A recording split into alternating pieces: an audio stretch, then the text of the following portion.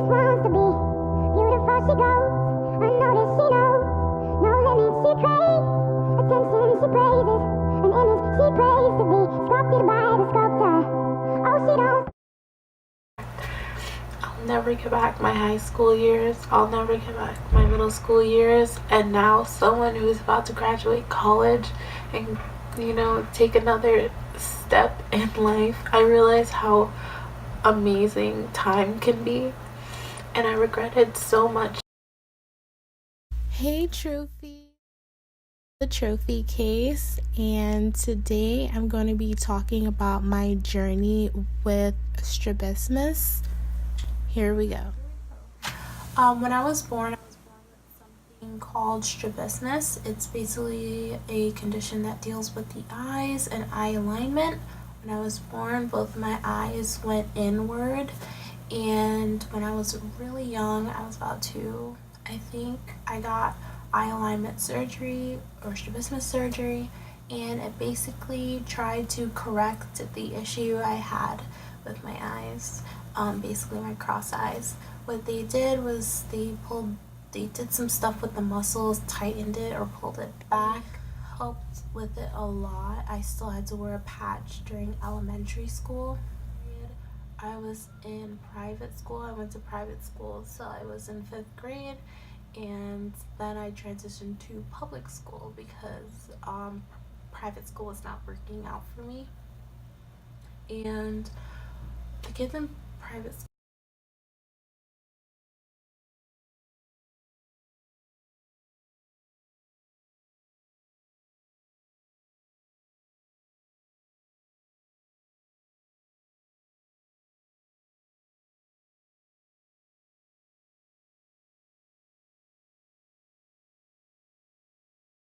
didn't use my strabismus as a tactic to viciously attack me. They would be a little distant, like they would alienate me. I remember some of the kids or a group of girls did not want to have me in the group because I was different. I knew that kids wouldn't accept it, and when I got to middle school, I was bullied. People used that to get to me. They call me cockeyed. They call me, I think googly eyes or like something like that. Like this creative complex. And when I got to high school, it really took a toll on my self-esteem. All those years in middle school and elementary school, being alienated, all the negativity from kids, and also having to deal with a lot of other stuff in my life at the time, I, felt like, well, this is unfortunate, so I'm gonna just take things into my own hands and making myself feel good by putting someone else down. It's so stupid, but once again, this is what happens when people decide to bring other people down and they don't know how to effectively get past that point. I feel like, I didn't belong, and I was incomplete, or I was broken, or I shouldn't have been here. You know what I mean? I really felt like that. I remember when I was 14 or so, and I was walking with my mom, and I don't know what happened. It was a bad day for me. I think something else was going on, and I literally was like, I don't know why you guys, had me if you knew I was going to be this way. During this period, now I realize how ungrateful I am and how blessed and lucky I should be to be even alive. But when you are going through these already hard times of puberty and, finding yourself, and you have to go through these things, it's hard. You don't understand. I didn't understand. The other kids didn't understand, and a lot of that stuff that happened in middle school, the bullying and stuff, I can't even now be upset about it because it was just people not understanding and people just being ignorant towards things and not accepting and not open. But a lot of these kids, we're so young, they don't know any better, and that's what I had to realize, but I didn't realize that then.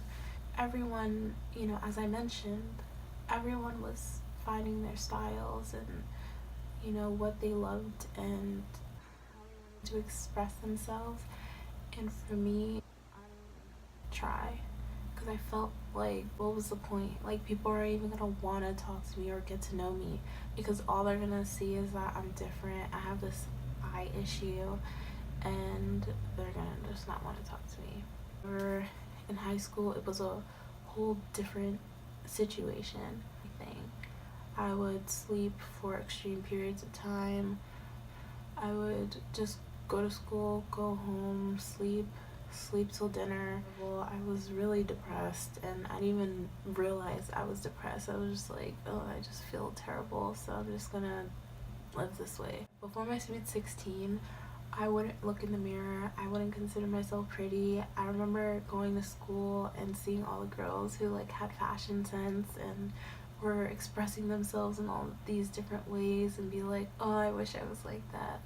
I didn't have that many friends or people who were willing to show me how to do makeup or develop my fashion sense. Like, I felt like I had to do it on my own, and I didn't think that that was a priority because I didn't want to turn into someone who just cared about looks. I didn't want to.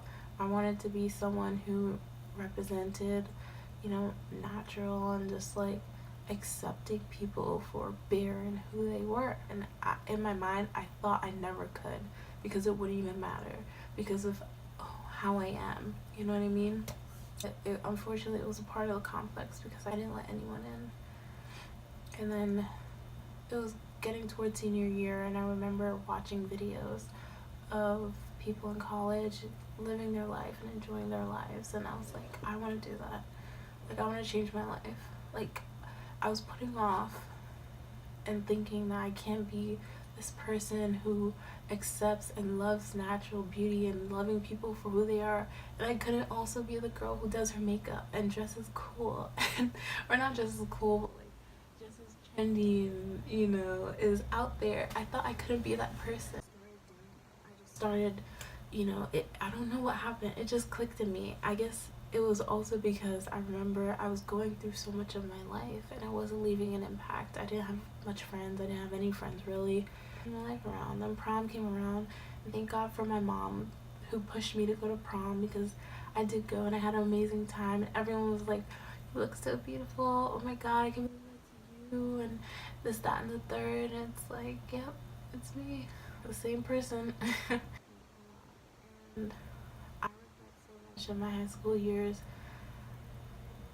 caring about what people think and letting what happened in elementary school and middle school and whatever bothered me, and it also set the stage for a lot of other things in my life that were hurting me, mentally and in other ways. Like, this that step to expressing myself freely without care, that helped me with so many other things, and I'm so glad that I stopped seeing and I want people out there to know that whatever disability or disorder or condition that you have is not all that you are. You are more than that. You are more than your illness. You are so much more, and there is so much world and life to experience and things to achieve. Do not let anyone take that away from you, because there's no one out there who has a heaven or a hell to put you in. There's no one who can give you all the things in life that you want, but they can also never take those things away from you once you get it. And no one can really stop you from getting what you want.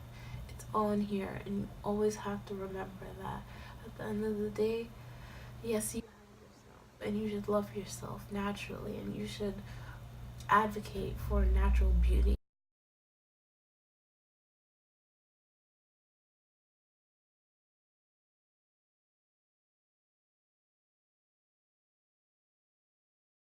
But also remembering that we need one another.